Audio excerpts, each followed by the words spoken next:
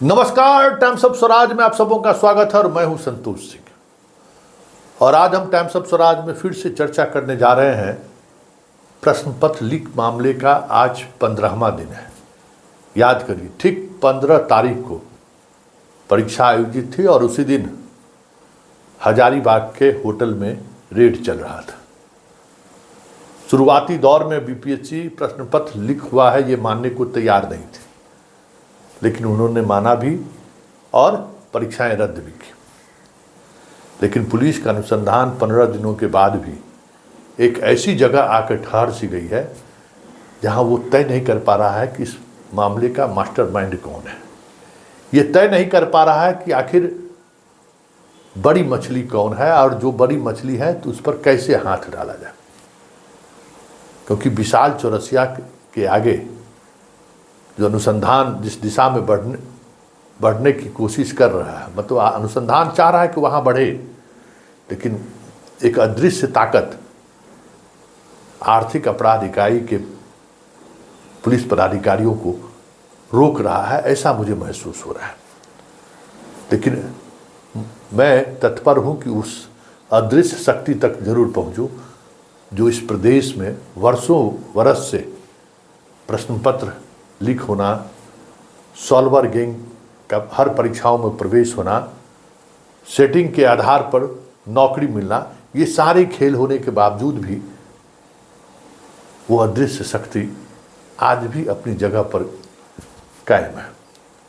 चलिए हम जानने की कोशिश करते हैं कि वो अदृश्य शक्ति कौन है जो हमारे मुख्यमंत्री तक को प्रभावित कर देता है। क्योंकि मुख्यमंत्री अक्सर कहते हैं कि ना मैं किसी को फंसाता हूं ना किसी को बचाता हूं, और 2005 से लेकर आज तक मुख्यमंत्री के इस वचन के इर्द गिर्द ही पुलिस का अनुसंधान भी चलता रहा है। लेकिन कुछ तो ऐसी ताकतें हैं, कोई न कोई ऐसा अदृश्य ताकत है जो हमारे मुख्यमंत्री को भी कहीं न कहीं से प्रभावित करता रहता है। जरा सुनिए, वो दिन याद करिए क्या हुआ था। गया के एसएसपी के मामले में पटना हाई कोर्ट के चीफ जस्टिस का फ़ोन जाता है कि भाई उन पर जो प्रोसीडिंग हो रहा है उस प्रोसीडिंग को जल्द ख़त्म कीजिए। बड़ी बवेला मचा था, एफआईआर दर्ज हुआ था, उसके दोस्त गिरफ्तार हुए, आज वो एसएसपी भी जेल में है, वो आईपीएस अधिकारी भी जेल में है। लेकिन डीजीपी जिनको फ़ोन जा रहा था चीफ जस्टिस का, वो जनाब इस बच गए, जबकि उन्हें भी सलाखों के अंदर होना चाहिए। कितने लगातार फ़ोन कॉल्स आ रहे थे और वो जो घटनाक्रम रचा गया वो ही कहीं न कहीं उसी वक्त हमें लगा था कि वो अदृश्य शक्ति फिर से सक्रिय हो गया। लेकिन उस अदृश्य शक्ति से हमारे मुख्यमंत्री भी इतने प्रभावित हैं, वो अब समझा जा सकता है। जरा याद करिए, जब पूरी मीडिया डीजीपी सिंघल पर हमलावर था कि आप जवाब दीजिए मुख्यमंत्री साहब, उन पर कार्रवाई क्यों नहीं हो रही, क्योंकि सबसे बड़ा दोषी और गुनाहगार सिंघल है।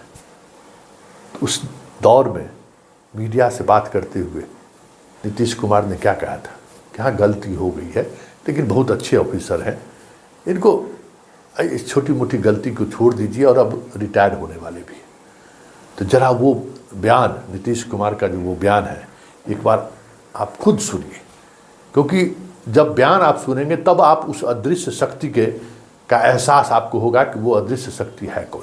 पहले सुन लीजिए नीतीश कुमार क्या कह रहे हैं। सुनिए, आज महीना कौन है? अक्टूबर। आओ कब रिटायर करेंगे?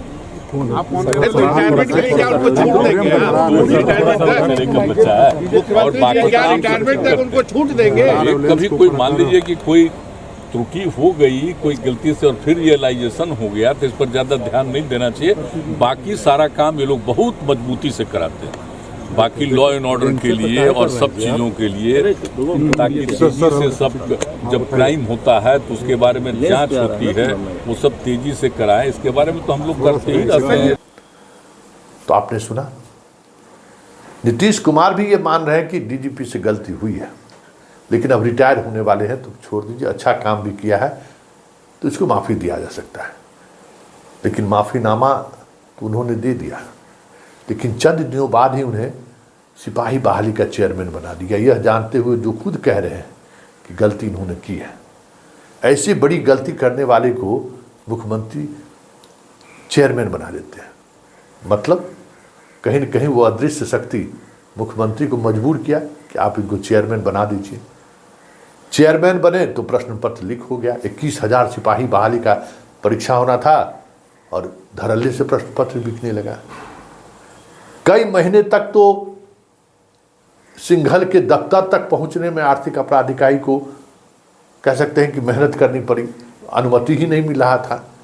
आखिरकार सिंघल को हटाया गया और शोभा अहोतकर को बिठाया गया कार्यकारी के रूप में। और जब तक शोभा अहोतकर वहाँ बैठी रही तब तक आर्थिक अपराध इकाई चुपचाप बैठा रहा।